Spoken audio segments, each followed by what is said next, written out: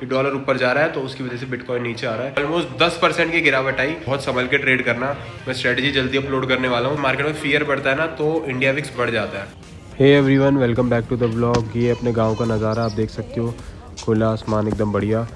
तो भाई व्लॉग की शुरुआत हो रही है गांव से। बाकी अब मैं आ गया हूँ घर और ये डेकोरेशन आप देख ही सकते हो क्योंकि हमारे पड़ोसी के यहाँ पर कुआं पूजन है। Hey everyone, welcome back to the vlog. भाई आज का व्लॉग शुरू हो रहा है शाम को। जैसे कि आप देख सकते हो मैं थोड़ा तैयार हुआ हूँ क्योंकि हमारे नेबर्स के यहाँ पे फंक्शन है तो वहाँ पर जाना है, तो उसके लिए रेडी हो चुका हूँ।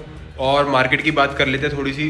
तो 25,400 के आसपास कल बाजार बंद हुआ था और आज ऑलमोस्ट 150 पॉइंट गैप डाउन खुला था निफ्टी। एंड उसके बाद साइडवेज रहा, देन थोड़ा सा नेगेटिव गया, लेकिन सेकंड हाफ के आसपास एक रिकवरी आई, शार्प रिकवरी आई थी।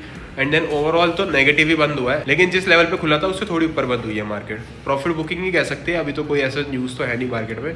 बाकी ऑलमोस्ट 13.5-14 के आसपास का इंडिया विक्स चल रहा है, जो कि थोड़ा सा वोलेटिलिटी दर्शाता है। जो इंडिया विक्स होता है वो वोलेटिलिटी इंडेक्स है, एक तरीके से आप कह सकते हो।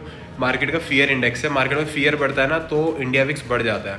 तो कहीं ना कहीं अभी इंडिया विक्स तो वैसे स्टेबल ही है, 13-14 का कोई ज़्यादा इंडिया विक्स नहीं है, बट उसकी वजह से रेंज अच्छी मिल जाती है। लेकिन ट्रेड हम क्यों नहीं ले रहे हैं? क्योंकि भाई बजट आने वाला है। बजट से पहले कोई भी चीज़ कैसी भी हो सकती है, और खास करके बजट वाले दिन बहुत संभल के ट्रेड करना। मैं स्ट्रेटजी जल्दी अपलोड करने वाला हूँ, तो रील्स को चेक करते रहना। दूसरी तरफ हिंदुस्तान कॉपर के अंदर ऑलमोस्ट 10% की गिरावट आई। अब उसमें घबराने की बात कुछ नहीं है। एक्चुअल में क्या होता है, जब एक दिन के अंदर ही कोई स्टॉक 10% बढ़ गया, 20% बढ़ गया, तो थोड़ी करेक्शन आनी बनती भी है। तो इसको मैं करेक्शन हेल्दी मानूंगा। ऑलमोस्ट 20% ये कल बढ़ा था एंड आज लगभग 9.25-9.5% के आसपास गिरा है। तो ये अच्छी बात है, कोई दिक्कत नहीं है, प्राइस एक्शन का पार्ट ही है। तो थोड़ा सा और स्टेबल अगर होता है ना तो यहाँ पे दोबारा इन्वेस्टमेंट का मौका बनेगा। तो आप इसको देखते रहना, हिंदुस्तान कॉपर को। कॉपर अगर आपको इन्वेस्टमेंट करनी है तो उसके लिए। वहीं दूसरी तरफ अगर बिटकॉइन की बात करूं तो आप चार्ट यहाँ पे चेक कर सकते हो। बिटकॉइन ऑलमोस्ट 88,000 से 82,000 के आसपास आ चुका है। गया तो 81,000 के आसपास भी था, बट अब 82,000 के आसपास आ चुका है। कहीं ना कहीं इसके अंदर भी गिरावट आ रही है।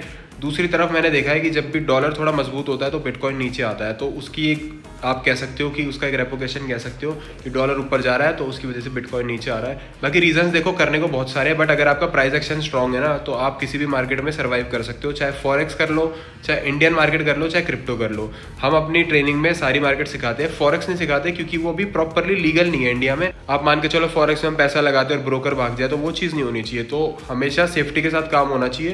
तो क्रिप्टो में भी प्रॉपर हमारे पास प्लेटफॉर्म है एकदम सेफ, और इंडियन मार्केट में तो हम यूज़ करते ही हैं। इसीलिए हम लोग फॉरेक्स नहीं करते क्योंकि प्रॉपर हमारे पास प्लेटफॉर्म नहीं है लीगल तरीके से जिसपे हम फॉरेक्स इंडिया में कर सकें। पुट साइड के प्रीमियम चेक करो आप, अभी इतने बड़े हुए हैं। $97 का मिल रहा है 78,400। 78,400 मिल रहा है $98 का। क्यों? क्योंकि बाजार नीचे की तरफ आ रहा है ना, तो पुट के प्रीमियम एक्सपेंसिव हो रखे हैं फिलहाल। और अभी टाइम भी लगभग 7 बजे के आसपास का टाइम है। तो अब क्या होता है, इस टाइम वॉल्यूम आ जाती है तो आईवी बढ़ने लग जाती है। जब आईवी बढ़ती है तो आपको मैंने जैसे कि पहली वीडियोस में भी बताया, इम्प्लाइड वोलेटिलिटी बढ़ने पर मार्केट के जो प्रीमियम्स हैं, यानी कि आपके जो स्ट्राइक प्राइस के प्रीमियम्स हैं, वो एक्सपेंसिव हो जाते हैं, थोड़े से इन्फ्लेट हो जाते हैं, बढ़ जाते हैं। तो उन प्रीमियम्स को बेचना होता है। अब देखते हैं जैसी टाइमिंग बनती है 8, 8:30, 9 बजे जब भी हमारा सेटअप बनता है तो एक ट्रेड बनाते हैं और मैं अपडेट्स तो आपको दे ही दूंगा। बाकी अब यहाँ से चलते हैं फंक्शन में। भाई आ गए अभी नीचे पार्टी में से, और मैं बिटकॉइन देख रहा था तो प्योरली भाई साइडवेज ही है। तो अब मोस्ट प्रोबेबली सेटअप बनेगा तो अब इसको ट्रेड को एग्जीक्यूट करता हूँ। बाकी और अपडेट्स के लिए नेक्स्ट व्लॉग में ज़रूर मिलना, और इसी तरीके से व्लॉग्स देखते रहो, प्यार बनाए रखो। मिलता हूँ आपसे नेक्स्ट वीडियो में। Till then bye bye.